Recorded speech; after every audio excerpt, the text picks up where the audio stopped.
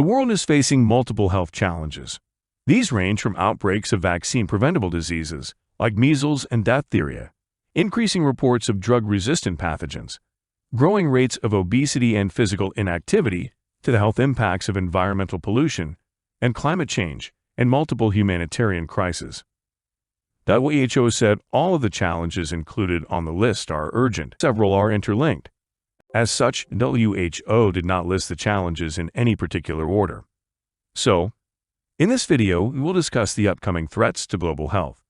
Hello and welcome to my YouTube channel. Hit the subscribe button and press the bell icon for more informative and amazing videos. Let's get started. Number 1. Air pollution and climate change. 9 out of 10 people breathe polluted air every day. Air pollution is considered by WHO as the greatest environmental risk to health. Microscopic pollutants in the air can penetrate respiratory and circulatory systems, damaging the lungs, heart, and brain, killing 7 million people prematurely every year from diseases such as cancer, stroke, and heart and lung disease. Around 90% of these deaths are in low and middle-income countries, with high volumes of emissions from industry and transport, and the primary cause of air pollution is a major contributor to climate change, which impacts people's health in different ways. Number 2. Non-communicable diseases. Non-communicable diseases, such as diabetes, cancer, and heart disease, are collectively responsible for over 70% of all deaths worldwide, or 41 million people. This includes 15 million people dying prematurely, aged between 30 and 69. The rise of these diseases has been driven by 5 major risk factors: tobacco use, physical inactivity, the harmful use of alcohol, unhealthy diets, and air pollution. These risk factors also exacerbate mental health issues that may originate from an early age, but most cases go undetected and untreated. Number 3. Global influenza pandemic. The world will face another influenza pandemic. The only thing we don't know is when it will hit and how severe it will be. Global defenses are only as effective as the weakest link in any country's health emergency preparedness and response system.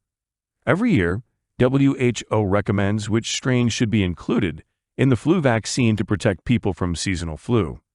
If a new flu strain develops pandemic potential, WHO has set up a unique partnership with all the major players to ensure effective and equitable access to diagnostics, vaccines, and antivirals, especially in developing countries. Number 4. Fragile and vulnerable settings. More than 1.6 billion people live in places where protracted crises, through a combination of challenges such as drought, famine, conflict, population displacement, and weak health services, leave them without access to basic care. Fragile settings exist in almost all regions of the world, and these are where half of the key targets in the Sustainable Development Goals, including a child and maternal health, remain unmet. WHO will continue to work in these countries to strengthen health systems so that they are better prepared to detect and respond to outbreaks. Number 5. Weak primary health care. Primary health care is usually the first point of contact people have with their healthcare system, and ideally should provide comprehensive, affordable, community-based care throughout life. Primary health care can meet the majority of a person's health needs over the course of their life. Health systems with strong primary health care are needed to achieve universal health coverage. Yet many countries do not have adequate primary health care facilities. This neglect may be a lack of resources in low or middle-income countries, but possibly also a focus in the past few decades on single disease programs. Number 6. Vaccine hesitancy. Vaccine hesitancy, the reluctance or refusal to vaccinate despite the availability of vaccines, threatens to reverse progress made in tackling vaccine-preventable diseases. Vaccination is one of the most cost-effective ways of avoiding disease. The reasons why people choose not to vaccinate are complex. A vaccines advisory group to WHO identified complacency, inconvenience in accessing vaccines, and lack of confidence are key reasons underlying hesitancy. Health workers, especially those in communities, remain the most trusted advisor and influencers of vaccination decisions, and they must be supported to provide trusted, credible information on vaccines. Number 7. Dengue and HIV. Dengue, a mosquito-borne disease that causes flu-like symptoms and can be lethal and kill up to 20% of those with severe dengue, has been a growing threat for decades. A high number of cases occur in the rainy seasons in many countries. Now, its season in these countries is lengthening significantly, and the disease is spreading to less tropical and more temperate countries, such as Nepal, which have not traditionally seen the disease. An estimated 40% of the world is at risk of dengue fever, and there are around 390 million infections a year. The progress made against HIV has been enormous in terms of getting people tested, providing them with antiretrovirals, and providing access to preventive measures, such as, however, the epidemic continues to rage, with nearly 1 million people every year dying of HIV/AIDS. Since the beginning of the epidemic, more than 70 million people have acquired the infection, and about 35 million people have died. Today, around 37 million worldwide live with HIV. Reaching people like people in prison or transgender people is hugely challenging. Often these groups are excluded from health services. A group increasingly affected by HIV are young girls and women aged 15 to 24, who are particularly at high risk. Number 8. Eliminate lead poisoning as a threat to all children. Approximately 800 million children around the world have dangerously high levels of lead in their blood, harming their health, stymieing their learning, and preventing them from reaching their full potential. But with better research, more funding, and policymaker prioritization, the world could dramatically reduce and eventually eliminate lead poisoning as a threat to all children.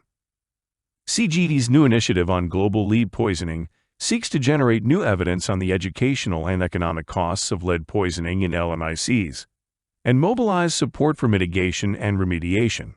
Number 9. Unsafe products. Nearly 1/3 of today's global disease burden is attributed to a lack of food, unsafe food, and unhealthy diets, according to WHO. WHO said, while food insecurity and hunger continue to be an issue, there also is a growing number of people who have diets that are high in fat or sugar, leading to a rise in weight and diet-related diseases. Further, there's been an increase in tobacco and e-cigarette use in most countries, raising additional health concerns. Also, resistance to antibiotics is a direct result of overusing antimicrobials in people, animals that are used for food production, and the environment, WHO explains, and this overuse is not without consequences. If the overuse continues, antimicrobial resistance might worsen until infections that we currently consider treatable, such as tuberculosis, gonorrhea, and pneumonia, are completely resistant to medicines like antibiotics and antivirals. For instance, tuberculosis sickens 10 million people each year, but in 2017, almost 600,000 people with tuberculosis were resistant to the medicine rifampicin, and 82% of those patients were resistant to additional antimicrobials. Number 10. Ebola and High Threat Pathogens.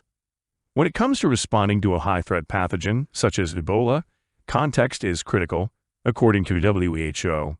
The way a high-threat pathogen spreads and impacts a rural area might look very different from the way it would look in urban areas or active conflict zones, making it difficult for health systems and governments to prepare an effective emergency response. The WHO's current watch list of high-threat pathogens includes Ebola, Zika, SARS, and Disease X, a placeholder for any unknown pathogen that could cause an epidemic.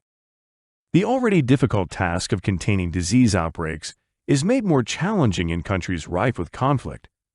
Nearly 1,000 attacks on healthcare workers and medical facilities in 11 countries were recorded in 2019, leaving 193 medical staff dead. Despite stricter surveillance, many healthcare workers remain vulnerable. For the tens of millions of people forced to flee their homes, there is often little or no access to healthcare. So guys, that's all about today's topic. Please don't forget to subscribe and share the video with your friends. See you soon in the next video. Goodbye.